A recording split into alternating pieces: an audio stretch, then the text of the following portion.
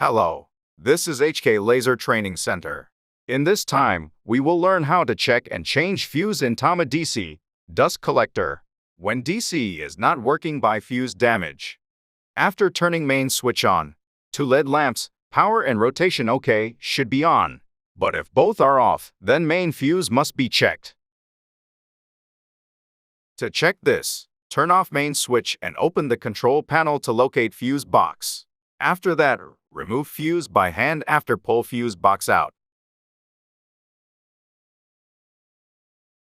Fuse cannot be checked visually, so it can be checked only using conduction test in multimeter.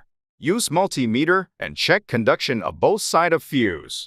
If you heard beep sound, it's okay, but otherwise it's been damaged, so must be replaced.